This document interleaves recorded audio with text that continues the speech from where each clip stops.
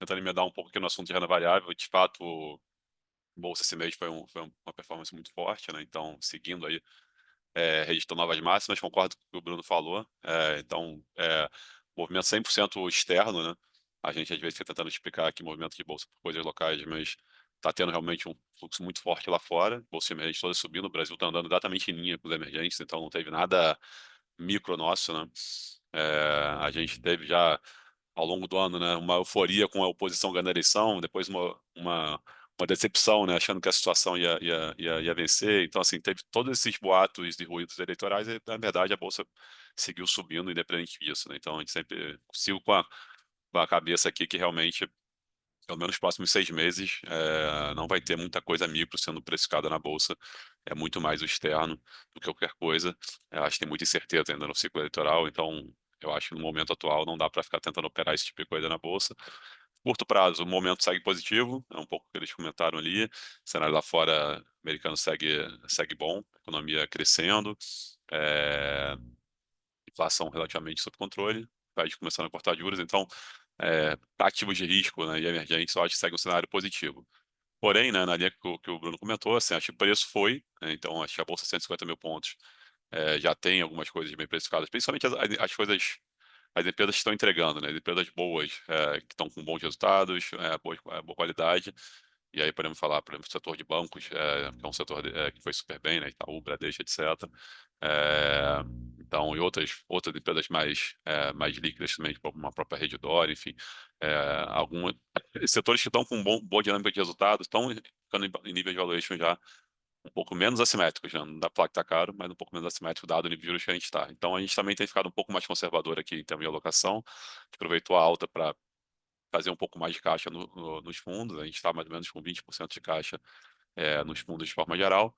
Isso não impediu que a gente tivesse uma boa performance no mês, então a gente, os fundos ganharam do benchmark ali no mês de outubro, muito por conta da questão micro, né? A gente tem tido boas escolhas ali na parte micro. Acho que destaques, acho que o principal destaque ali, são dois principais destaques aqui nos nossos fundos nos últimos meses, né? Primeiro é o setor de utilities e depois o setor de educação. E no setor de utilities, né, a gente teve uma performance muito boa ali da Eneva, que é a maior posição hoje dos fundos. A gente manteve essa posição, tá? A gente reduziu bem marginalmente.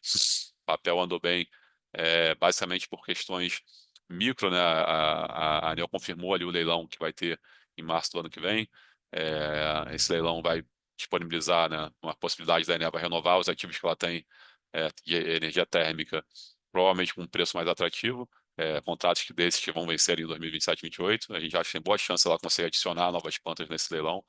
Então, acho que a Das Utilities é a empresa que tem uma chance ali ímpar de conseguir aumentar o seu portfólio ali de projetos em preços bem atrativos nesse leilão que vai ter em março, tá? Então, a gente acha que a alta foi fundamentada, então, mesmo tendo subido, a gente mantém a posição.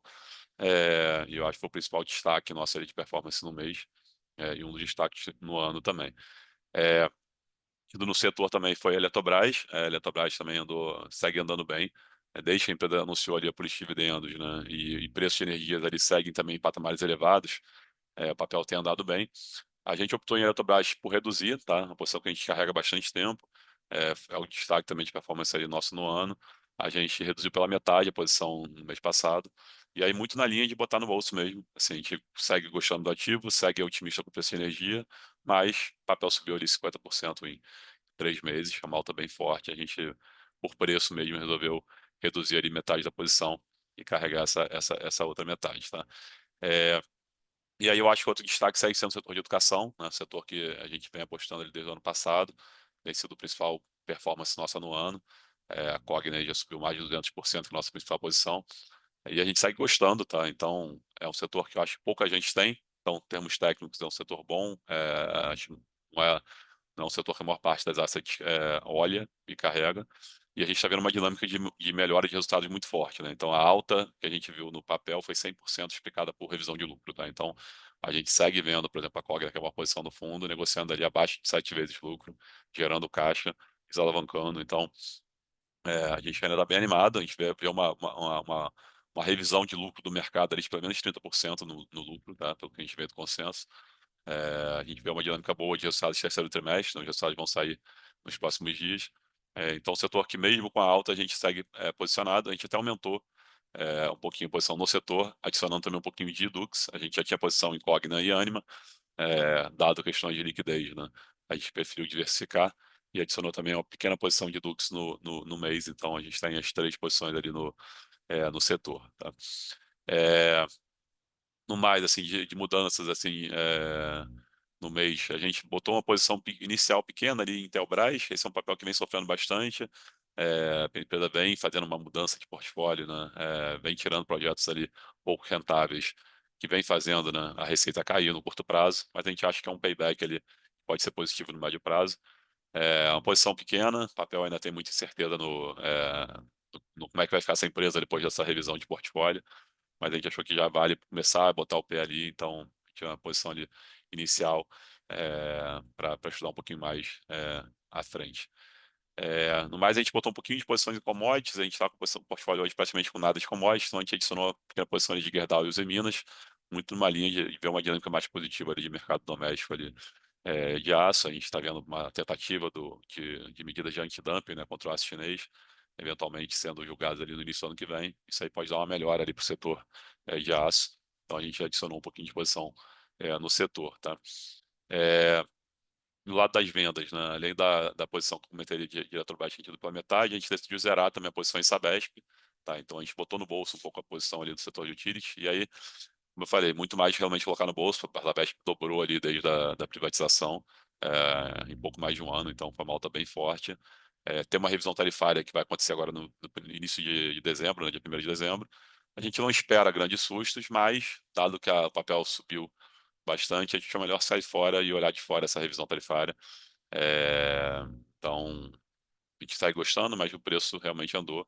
Então, a gente decidiu zerar e ficar fora desse evento ali que vai ter de revisão tarifária. Por mais que a gente ache que não vai ter grande susto, a gente prefere, pelo preço do papel, ficar de fora, né? E outra posição que a gente zerou também foi Minerva.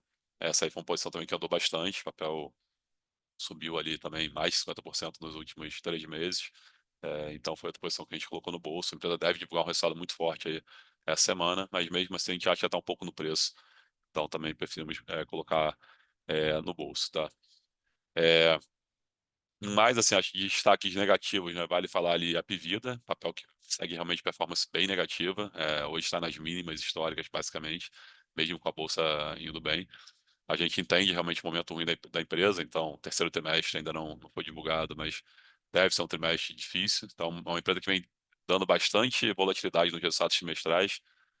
Teve um segundo trimestre positivo, aparentemente vai reverter boa parte dessa melhora nesse terceiro trimestre. Então, eu acho uma empresa que o mercado ainda está com muita dúvida, né, da execução. Com razão, assim, a empresa vem decepcionando nos últimos 4 trimestres ali, com muita volatilidade de resultado. Então, mesmo com a performance negativa, a gente preferiu não aumentar, a gente sai com uma posição pequena, mas foi um detrator ali de performance no portfólio. E outra que foi um pouco detratora também foi a Tenda. A gente sai com uma posição grande ali em construção civil, né? A gente tem posições ali em Cirela, em Direcional, Cury, e a Tenda foi uma que não foi bem ali no curto prazo. Ela teve uma pré-venda, uma prévia operacional um pouco mais fraca, mas a gente entende que não muda a tese, tá? Então a gente manteve a posição, até aumentou um pouquinho ao longo do mês.